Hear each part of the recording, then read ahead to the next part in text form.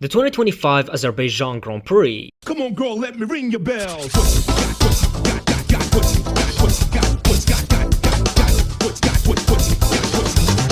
Formula 1 is back once again at Baku, I am stupid. one of the better street circuits in the Formula 1 calendar, with its absolutely mental top speeds next to its long-ass main straight, which contrasts perfectly with its tight sections. And of course the iconic castle sequence, where if you were to lock up, you might as well retire. Unless your name is Lord Mahavir, of course. This allowed it to produce some bangers over the years, like 2021, where tires were exploding left and right, Hamilton bottled it because of brake magic, and Seb Vettel was on the podium in an Aston. Or 2024, where Piastri made overtake of the year on Leclerc, who was fighting for his life to hang on. The RB20 was running on hopes and dreams, Norris bottled qualifying and was 16th, and Sainz. This is not to forget 2018, where Alonso got completely thrashed, Red Bull got into a civil war that was the beginning of the end for Dennis' career, Grosjean, and Bottas' tire went bust 3 seconds from the end. Or even 2022, where Verstappen was cooking with gas and Ferrari's engine exploded. Twice. And it wasn't even a good race, I just had to remind y'all of that, because I can. But ahead of this weekend, there were some news we just gotta talk about, which are the new sprint races in 2026 around Singapore, Holland and Canada, which I actually think is a reasonable decision for once, because those tracks will be gone in 2027 apart from Circuit Gilles Villeneuve, so we'll at least have a spectacular finale for each of them. Hopefully. And on the topic of 2026, which I can't stop talking about because it's in the news every 2 seconds, the mental gymnastics continue with Toto, who has much bigger concerns to worry about with his 1.6 liter turbo grenade and 2 drivers on the most wanted list. But still he manages to spread rumors that Ferrari will be ass next year, as if we didn't know that already. This is to allegedly make them less attractive to engineers, which is stupid because nobody wants to work for a terrorist group anyway, even if the competition is a clown show. Oh, and by the way, 2027 will also have some new sprints, potentially up to 12, which I also unironically think is a good decision, especially considering the possible implementation of reverse grids, which could be very interesting to watch, although the drivers, apart from Gasly for obvious reasons, probably won't like that, especially Franz Hermann, who's so done with F1 that he was out doing side quests again and racing on the Nürburgring mid-season, which was also interesting because it revealed that the RB21 is never actually slow, it's just that his balls was too heavy. But jokes aside, this was actually super cool to see, and I hope to see more of it, such that people like Mr. Downshifting on the straight quit yapping nonsense and lock in. But speaking of nonsense, Oscar Piastri, who got cocked by McLaren last race, finally responded on Twitter by saying that it would be nice if this championship was controlled by the contenders rather than the uncontrollable bullshit, which is a surprisingly based take. Just kidding, that was actually from 2020. With a clear forecast for Friday, FP1 got underway as everyone left their garage early. Bortolotti was the first to lock up and had to find reverse, as did Isaac Hadjar. The Merc engine in Piastri's car then pooped its pants for the billionth time, to the surprise of absolutely nobody. After everyone completed their first run on softs, the top 3 were extremely close, as Sainz ran all over the curb, which brought out the red flag, followed by a yellow flag that stayed for 50 years with no apparent reason. Well, at least got to see the paddock cat instead of Lando's mom. Or girlfriend. Or friends. Or after the restart, Bortolotti immediately made the same mistake again, and Hadjar was blocked by the Williams of Albon, whose mirror proceeded to just...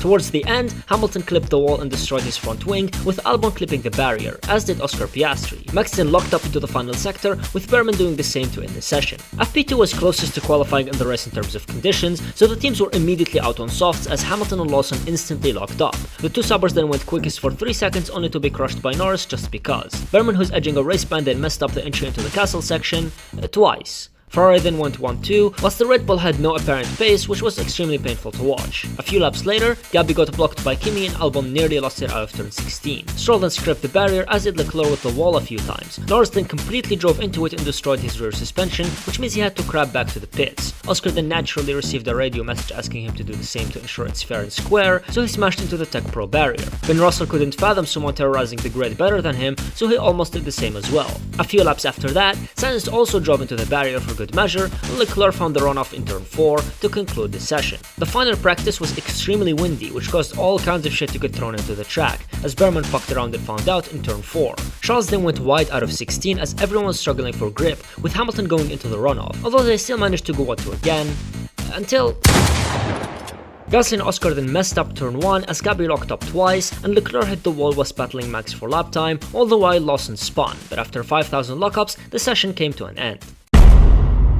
Qualifying also suffered from windy conditions with some rain droplets for shits and giggles. But with that, Q1 started, with everyone immediately queuing in the pits, with some people choosing to use the mediums since Pirelli went one step softer this week. In the early runs, Alex Albon fucked up turn 1 and brought out a red flag, which was absolutely heartbreaking since Williams had a great chance of qualifying well. But a couple of minutes after the restart, Nico Hülkenberg hit the wall, smashing his front wing and bringing out another red flag. But after everyone managed to set a lap, Norris was quickest, followed by Max, as Gasly was trying to do a Mahavir impression, and Franco Colapinto dropped an absolute classic to bring out a third red flag. After a short delay, Q2 began, and almost immediately was red flagged once again, as Oli hit the wall and broke his suspension to make a miserable run of form even worse. After the restart, the Merc came alive on the mediums, with both Ferraris unable to get a lap in, which saw Hamilton get eliminated once again, as Max managed to go fastest, followed by the two McLarens. Q3 was interrupted by some light rain, which proved difficult as Charles Leclerc crashed into turn 15, red flagging the session and making for a disaster class for Ferrari. After the restart, Oscar Piastri instantly fucked it into the wall, bringing out a record 6th red flag. But as we finally got underway, Norris bottled his final run, which means he was 7th, as Verstappen put it on pole, while Sainz and Lawson managed to go P2 and P3 to end the craziest qualifying session I've watched in a very long time. With crazy winds once again and rain being forecast, with Taliban Tonelli managing to evade the penalty the way I avoided my taxes despite being involved in 50 different infringements, and Ocon starting dead last, everyone lined up on the grid as the lights went out and the top 6 had a good start and maintained position, with Hadjar overtaking Norris and Nico making contact with Ocon. All the while Piastri jumped the start and dropped to dead last, only to proceed to shockingly lock up and crash for the second time this weekend, bringing out the safety car which allowed people to complete their mandatory pit stop. Yeah, even team orders will not be able to save bro this time.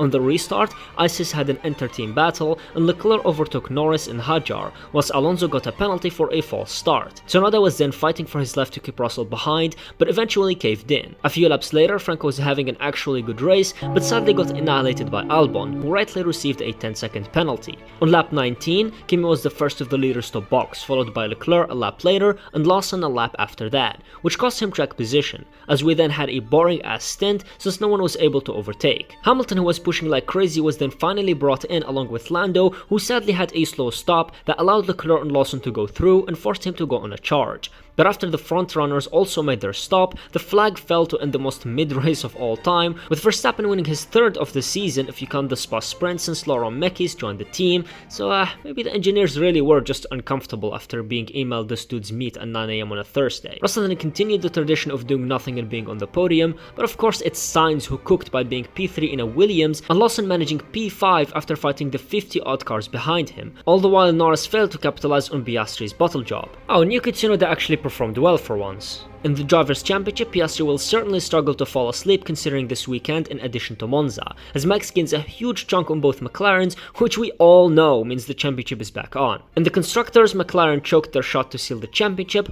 whilst Ferrari lost out to ISIS, and Williams got a huge boost despite Albon's blunder. But click the video on screen if you want to learn about the worst teams in Formula 1 history, and see ya.